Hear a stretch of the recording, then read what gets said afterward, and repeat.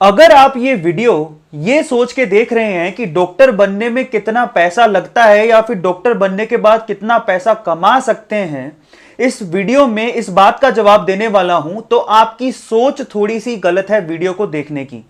हालांकि डॉक्टर बनने में कितना पैसा लगता है इस बात का जवाब तो मैं इस वीडियो में दूंगा, लेकिन मैं चाहता हूं कि आप थोड़ी सी सोच को ठीक करके इस वीडियो को देखें, क्योंकि इस वीडियो का मकसद यह बताना नहीं है। एक्चुअल में हमें जितनी रिक्वायरमेंट है डॉक्टर्स की, उस हिसाब से हमारे हेल्थ सेक्टर में या हेल्थ एजुकेशन में काम नहीं हो रहा है। और जैसा सिनेरियो डेवलप हुआ है उसमें हमें आज अभी सोचने की जरूरत है।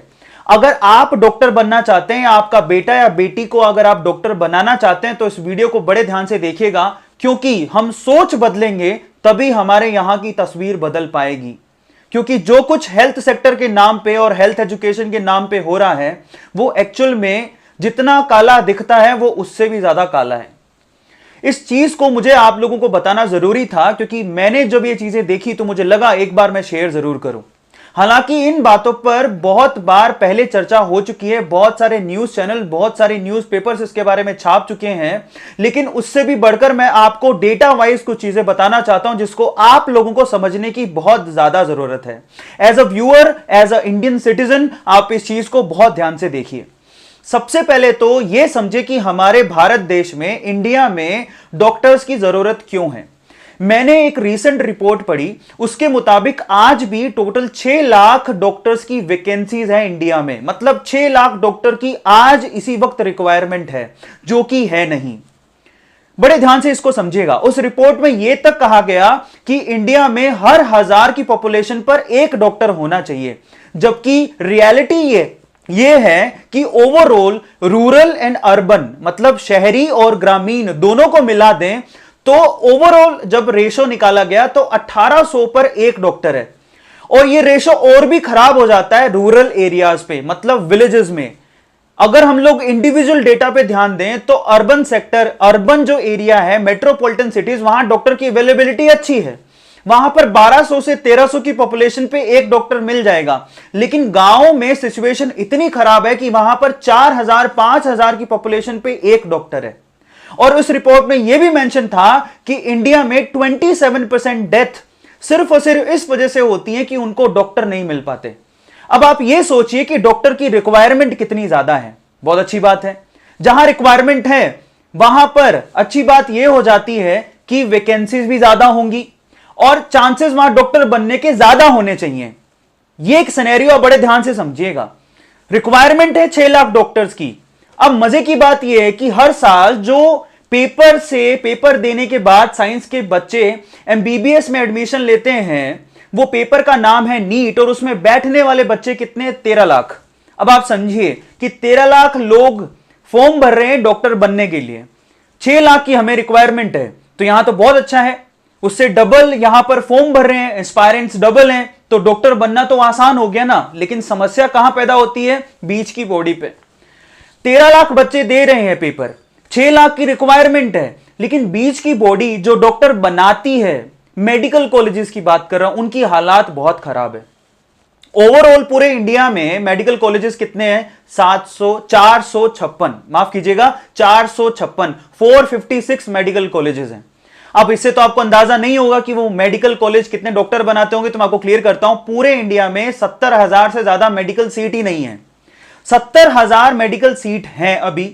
और आप ये सोचिए 70,000 मेडिकल सीट के लिए 13 लाख बच्चे हर साल एग्जाम दे रहे हैं। 6 लाख डॉक्टर्स की अभी जरूरत है, लेकिन सीट तो 70,000 ही है। अब मतलब हर साल 70,000 ही डॉक्टर बाहर निकलते हैं। इस हिसाब से अगर रिक्वायरमेंट को फुलफिल करना हो तो 9 से 10 साल लग जाएंगे आज के सिनेरियो के हिसाब से, जितने डॉक्टर चाहिए। और उसमें भी समस्या यह है कि कितने डॉक्टर हैं जो कि विलेजेस या रूरल एरिया में काम करेंगे। अब वो डिपेंड करेगा कि उन्होंने डॉक्टर बनने के लिए कितना पैसा खर्च किया। इस चीज को समझिएगा। और अब यह शुरू होता है वीडियो का असली पार्ट, जहां पर अजीब सा सिनेरियो पैदा हो गया इंडिया में। अब रूरल एरिया में हमें डॉक्टर्स की ज्यादा जरूरत है, एक्सपर्ट्स की ज्यादा जरूरत है, ये हम बात पहले ही समझ चुके हैं, क्योंकि वहां पर 4000 पे एक डॉक्टर है। और ज्यादातर डेथ जो होती है वो रूरल एरियाज में ज्यादा हो रही है। अब रूरल एरिया में काम करने जाएगा कौन? जो कि मेडिकल कॉलेजेस में कम इन्वेस्ट करेगा, जिसने कम फीस भरी, जो कम पैसों में डॉक्टर बन गया, उसकी तो इच्छा होगी ना कुछ सेवा करने की, तो वो शायद गांव की तरफ चला जाए। जो ऑलरेडी करोड़ों रुपए खर्च कर रहा है एमबीबीएस करने में, वो कैसे जाएगा? उसको पता है कि मैंने डॉक्टर बनने में 1 करोड़ से ज्यादा रुपया खर्च कर दिया, वो गांव की तरफ सेवा भाव से कैसे जाएगा? अब ये आपको समझ में नहीं आ रहा होगा तो इसका जवाब देता हूं। अगर आप अगले साल के लिए डॉक्टरी के लिए प्रिपेयर करें, एमबीबीएस के लिए प्रिपेयर कर रहे हैं, तो बड़े ध्यान से सिनेरियो को समझिएगा। ओवरऑल 13 लाख बच्चे एग्जाम दे रहे हैं, 60 से 70 हजार ये जो सीट्स हैं, लेकिन वो सीट हैं किस किस के पास? गवर्नमेंट सीट है सिर्फ 30,000, बाकी सारी की सारी प्राइवेट सीट हैं। अगर आपका गवर्नमेंट सीट में नंबर आ गया तो आप ऑलमोस्ट 4 लाख रुपए में एमबीबीएस खत्म कर सकते हैं। मैं आपको फीस स्ट्रक्चर बताता हूं। एम्स की जो फीस, एम्स जो टॉप मेडिकल कॉलेज है इंडिया का, जो गवर्नमेंट एफिलिएटेड है, उसकी फीस पूरे साल भर की 1,000 रुपए, एम्स दिल्ली की बात कर रहा हूं, पूरे साल भर की 1,000 रुपए फीस है। यानी 5-5.5 साल का आप समझिए कि 5 से 6,000 रुपए में काम हो गया सिर्फ फीस का। हॉस्टल चार्जेस अलग है, मैं सिर्फ फीस की बात कर रहा हूं। जबकि जो नीट के थ्रू आपको टॉप कॉलेज मिल रहा है जिसका नाम है मौलाना आजाद, उसकी फीस तो मात्र 250 रुपए है। 250 रुपए में पूरे साल भर की फीस है, जहां तक मैंने पढ़ा और समझा। हॉस्टल की चार्जेस अलग हैं, मैं सिर्फ यहां पर कॉलेज की फीस की बात कर रहा हूं, क्योंकि गवर्नमेंट एफिलिएटेड है तो गवर्नमेंट उनको पैसा देती है। 250 रुपए साल भर की फीस, इसका मतलब ये हो गया कि आप सोच लीजिए कि 5 साल में या 6 साल में कितना फीस, 5 साल का होता है तो 5 साल में कितना फीस हो गया। ठीक है, ओवरऑल पूरा साल भर, पूरे 5 साल का खर्चा, रहना खाना सब मिला लें तो इन कॉलेजेस के अंदर 1 से 1.5 लाख रुपए में एक बच्चा डॉक्टर यानी कि एमबीबीएस करके बाहर निकल पाएगा। और जबकि 1 से 1.5 लाख रुपए उसने डॉक्टर बनने में खर्च किया है, तो वो आसानी से इस भाव से रूरल एरियाज में जा सकता है कि उसने तो पैसा बहुत ही कम इन्वेस्ट किया है। रूरल एरिया में इतना पैसा तो मिल ही जाएगा, तो वो सेवा भाव से वहां जा सकता है, सेवा कर सकता है। लेकिन ऐसे डॉक्टर निकलते कितने हैं साल भर में? इस बात को प्रॉपर्ली समझने के लिए मैं थोड़ा सा पीछे लेके जाता हूं आपको। बहुत सारे माँ बाप चाहते हैं कि उसका बच्चा जो है वो डॉक्टर बने, उसके लिए उसे वो साइंस दिलाते हैं, पहले तो अच्छे स्कूल में पढ़ाते हैं और वहां पर फीस भरते हैं। अब वहां पर फीस आपको पता है कितनी होती है? स्कूल की फीस, जो प्राइवेट स्कूल्स होते हैं उनकी फीस अच्छी खासी है। उसके बावजूद भी स्कूल्स में इतनी अच्छी पढ़ाई नहीं होती है, तो इन कॉम्पिटेटिव एग्जाम को देने के लिए वो उनको कोचिंग ज्वाइन करवाते हैं। और कोचिंग की फीस सालाना 1 लाख से 1.5 लाख, 2 लाख रुपए चार्ज भी लेते हैं। अब ये इन्वेस्टमेंट पे स्कूल की फीस प्लस आप कोचिंग का चार्ज जोड़ लीजिए। उसके बाद भी साल भर की मेहनत के बाद जब नीट में क्वालिफाई कर पाता है और स्कोर अच्छा नहीं आता, यहां पर फर्क है, कई बच्चों को पता नहीं होगा, नीट में क्वालिफाई करने से आपको गवर्नमेंट सीट नहीं मिलने वाला। आप जरा सोचिए, पिछले साल यानी कि लास्ट जो एग्जाम हुआ है 2018 में, उसमें क्वालिफाई करने वाले 7 लाख बच्चे थे। अब आप सोचिए उसके अंदर गवर्नमेंट सीट तो सिर्फ 30,000 है, मतलब बाकी बच्चे कहां जाएंगे? और एक्चुअल में वो गवर्नमेंट सीट उन्हीं को मिलती है जो टॉप 10% में आते हैं, मतलब क्रीम, वो भी 10% तो मैं ज्यादा बोल रहा हूं, 5 से 7% में जो आते हैं उन्हीं को वो सीट मिली। बाकी बच्चे प्राइवेट कॉलेज की तरफ जाते हैं और वहां पर उन्हें बहुत भारी भरकम फीस भरनी पड़ती है। नीट के स्कोर का भी कुछ ज्यादा फर्क नहीं पड़ता।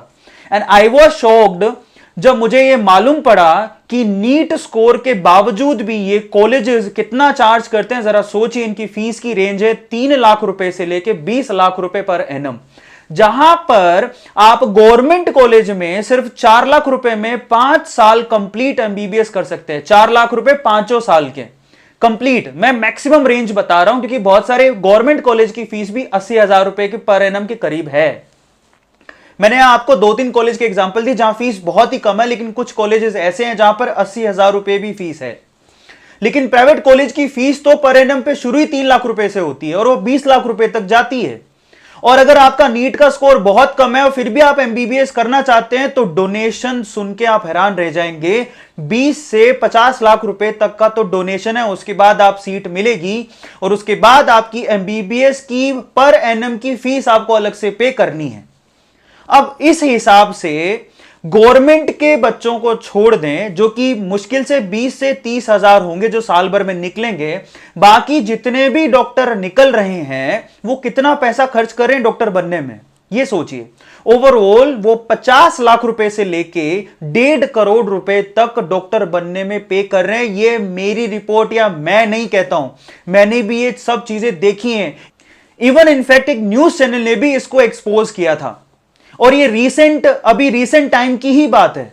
अब आप ये सोचिए कि प्राइवेट कॉलेज के अंदर जो बच्चा एमबीबीएस कर रहा है वो 50 लाख रुपए से लेके 1.5 करोड़ 2 करोड़ रुपए तक खर्च करने के बाद डॉक्टर बन रहा है, तो क्या वो रूरल सेक्टर में सर्विस करने के लिए जाएगा? नहीं। यहीं से करप्शन शुरू होता है। इतनी ज्यादा फीस भरने के बाद मुझे नहीं लगता कि कोई सेवा भाव से गांव की तरफ जाएगा कि चलो मैंने 50 लाख से 1.5 करोड़ रुपया खर्च किया है, अब मैं जाता हूं गांव की तरफ।